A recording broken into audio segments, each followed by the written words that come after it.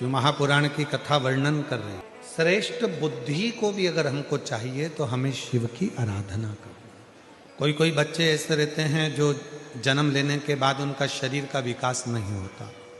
मुख में से राल टपकती रहती है, पलंग पर सोए रहते हैं, हिलते नहीं, शरीर उनका काम नहीं करता, उसको गोदी में रखना पड़ता है, ले जाना लाना पड़ता है, उसको अपनी इंद्रियों का भी ध्यान नहीं रहता कि उसको वॉशरूम आई है, कि उसको कुछ खाना है या पीना है या कुछ, उसको सुध नहीं। उन बच्चों के लिए भी शिव महापुराण में एक बड़ा सुंदर सा प्रसंग आता है। अगर आपकी कॉलोनी में, आपकी सोसाइटी में, आपके मोहल्ले में, आपके आसपास के क्षेत्र में इस तरह के अगर बच्चे रहते हैं तो उनके माँ बाप को चाहिए कि शिव को, भगवान शंकर को जो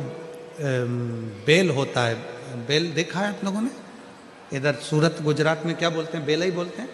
तो बेला का जो फल होता है, उस फल के अंदर का जो गुर्दा होता है,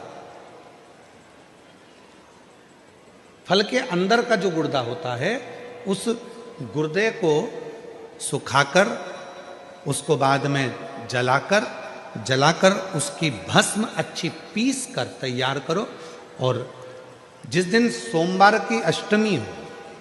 सोमवार के दिन अगर अष्टमी की तिथि पड़ जाती है या अष्टमी के दिन सोमवार पड़ जाता है, तो उस दिन देवाधिदेव महादेव को अगर मंदिर में आप वो भस्म नहीं चढ़ा सकते तो घर में ही उस बाबा को थोड़ी सी चुटकी भरकर भस्म, वो जो बेले की भस्म बनाई है, वो शिव को समर्पित कर दो। उसी भस्म को निकालकर उठाकर, जो डब्बी में ज़्यादा भस्म है उसी में उसको डाल लो, और उस भस्म को बिल्कुल पिसी बारीक एकदम महीन भस्म को, जो बच्चा राल टपकाता है या उसका शरीर का विकास नहीं होता है, शरीर कमज़ोर है, वो उठ नहीं सकता, बैठ नहीं सकता, इंद्रियों का भान नहीं रहता, उस बच्चे को यदि थोड़ी थोड़ी भस्म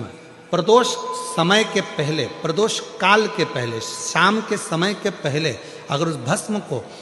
थोड़ी सी मात्रा में, जरा सी मात्रा में अगर उसकी जिह्वा पर लगाया जाए तो धीरे धीरे उसकी इंद्रियां काम करना प्रारंभ कर देती है। इंद्रियां काम करती हैं।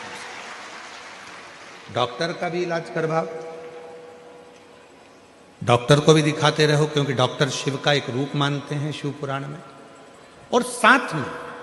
शिव जी पर भरोसा भी।